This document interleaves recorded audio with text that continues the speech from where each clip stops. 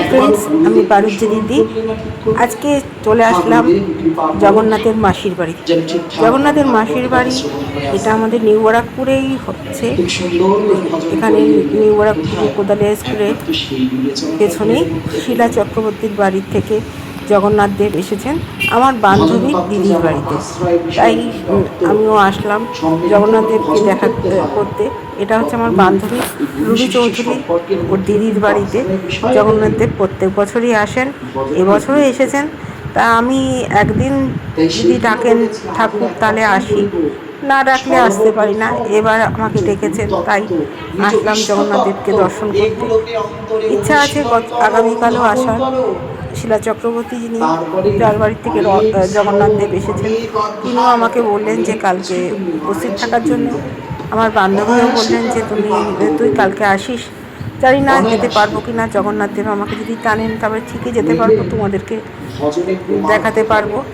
তা আজকে তোমরা দেখো, তোমাদের যদি ভালো লাগে তাহলে লাইক কমেন্ট শেয়ার করে আমার সাথে যুক্ত হয়ে যাও। আর যারা এখনও আমার চ্যানেলটাকে সাবস্ক্রাইব করনি তারা আমাকে চ্যানেলটাকে সাবস্ক্রাইব করে নিও। আজকে কোনো কথা হবে না, আজকে শুধু জগন্নাথের নাম শোনা হবে আর পাঠ কথা শোনা হবে। তাহলে তোমরা শুনতে থাকো, দেখতে থাকো। যদি ভালো লাগে অবশ্যই কিন্তু কমেন্টে জানিও। নিজ কামগায়ত্রীর উপাসনা দিয়ে যুগল ভজন ধরিয়ে দিয়ে গেলে কোথায়, তা কিন্তু একবারও শ্রবণ করলাম না, তার গুণগান তো একবারও করলাম না।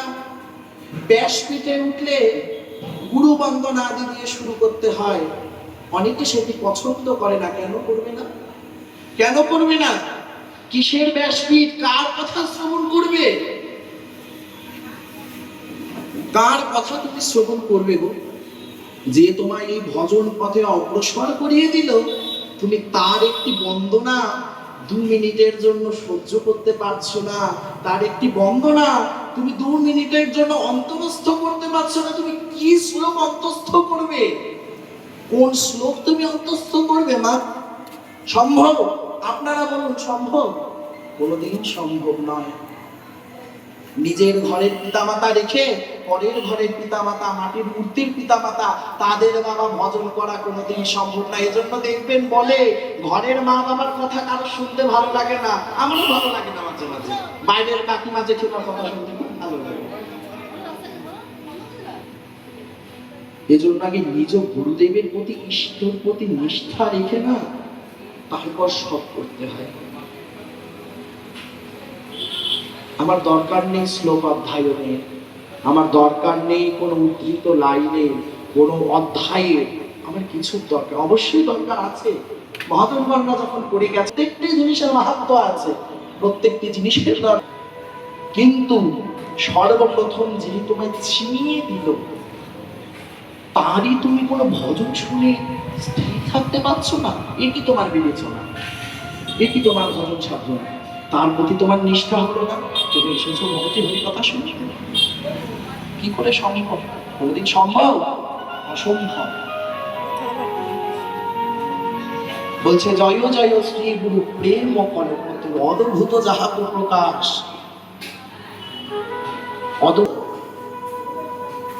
তাকে যত অনুসন্ধান করলে আরো জটিল হয়ে যায়, পারবে না বুঝতে, পারবে না। যত যত গুরু মহাজন এই ধরাধামে উপস্থিত না, জেনে রাখবে প্রত্যেকে আমার নিত্যানন্দ স্বরূপ, প্রত্যেকে আমার নিকায় স্বরূপ। অমুকের গুরুদেব ভালো না, অমুকের গুরুদেব সহজিয়া, অমুকের গুরুদেব শুদ্ধাচারী, এখানে বিবেচনা একজন সাধুর মধ্যে কেন থাকবে? খালি আসলাম, বসলাম, শ্লোক শুনলাম, ওইটাকে কোনোদিন ভজন ভাগবতীয় প্রসঙ্গ বলে না। ভজনের মাধ্যমে জীবনের যদি অগ্রগতি হয়, শুনে রাখবে সেই পাঠ, সেই লীলা, সেই ভজন প্রকৃত ভজন। যে ভজন শুনে আমার অন্তরের মধ্যে কপটতাই গেল না, আমার অন্তরের মধ্যে কোনো শুদ্ধতাই আসলো না, অন্তরের মধ্যে আনুগত্যতাই আসলো না, সে হেন ভজন পাঠ শোনার চাইতে না শোনা ভালো। এমন কথা যা শুনে বসলাম, যা দিয়ে মনে অহংকার জন্মালো, কোনো লাভই হলো না কিছু শুনে। কেন শুনতে যাবো এসব কথা? এজন্য গুরুদেব বলে ঘরে বসে খালি নাম করো, সাধুদের কাছে কম কম যাও। আমার গুরুদেব ব্যক্তিগতভাবে আমাদের বলে কম কম সাধুদের কাছে ঘেসো, কম কম সাধু সঙ্গ করো, দরকার পরে আপনি গৃহে বসে বসে নাম করো। যে ভজন, যে পাঠ, যে কীর্তন, যে প্রেম রস আস্বাদনে, যে প্রেম রস আস্বাদনে মানুষের জীবন চরিত্র পরিবর্তন না হয়, সে হলো পাঠ, সে হলো উদ্ধৃতি, সে হলো লাইন, শ্রবণ করা না করা সমান। বুঝে বলে মানে আমার ওই ছন মনে ফিরে যতই অন্ধ জন সুপদ তত নাকি মানে লোক মদ অভিমান সহ আপন আপন স্থানে টানে। স্মরণীপুর যথাযোগ্য যেখানে স্থান, কামের যেখানে স্থান, ক্রোধের যেখানে স্থান, লোভ মোহ মদ আশ্চর্য যেখানে যেখানে স্থান, সেই বিষয়ে কোনো উক্তি পেলেই কিন্তু সেই বিষয়কে আকর্ষণ করে। এখানে একটি মিষ্টি রাখা আছে, দর্শন মাত্র ইচ্ছা হলে তুলে খায়, যথাযোগ্য সময় নিজে কিনে নেয়। আমার ওই ছন মনে ফিরে যত সুপদ। পাঠ শুনতে শুনতে একটু দুষ্টুমিও করে নিলাম। দেখো আমার বান্ধবী রবি আর আমি দুজনের ছোট্ট একটা ক্লিপ নিয়ে নিলাম তোমাদেরকে পরিচয় করানোর জন্য। যে আমার বন্ধু রবি চৌধুরী আর আমি। আমার মন গুরুদেব কতটা মনের মধ্যে ব্যাকুলতা থাকলে, কষ্ট বেদনা থাকলে, এহেন কথা মিশিয়ে কাকে বলবে? কাউকে বললে তো কেউ বুঝতে পারবে না, কাউকে বললে তো কেউ অনুধাবন করতে পারবে না। আর মনে মনে সখী মা কাঁদছেন, বাইরেও দাঁড়িয়ে দাঁড়িয়ে গলা ভরে দিচ্ছে, পোলাতে লুকিয়ে লুকিয়ে বলছে, ও নিশিনি আর বহাস না রে, আমার রাধা রমন চলে যাবে, রাধা রমন চলে যাবে, রাধা রমন চলে যাবে, চলে যাবে, ও নিশিনি বহাস না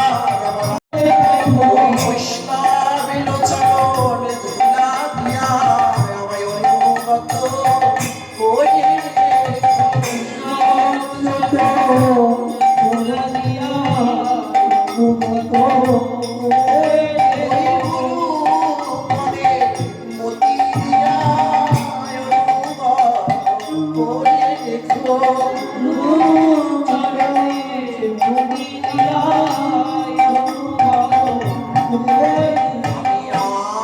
কিছু চাই না, আর কিছু চাই না, কিছু চাই না, আর কিছু চাই না।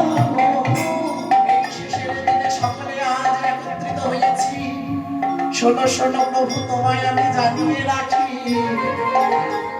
আমার সারাটি বৎসর কেমন যায় না যায় তাতে আমার কোনো দুঃখ নাই।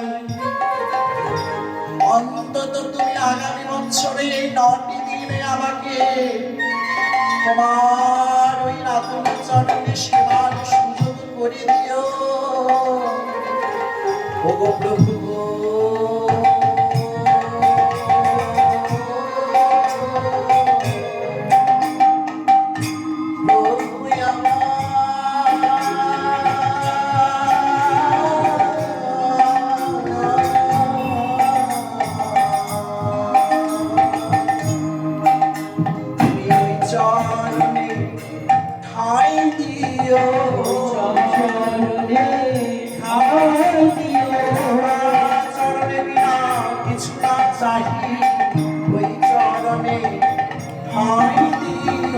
ভিডিওটা এখানেই শেষ করছি।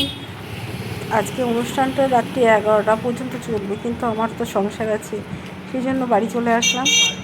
তাহলে টাটা, বাই বাই, আবার দেখা হবে অন্য কোনো ব্লগে।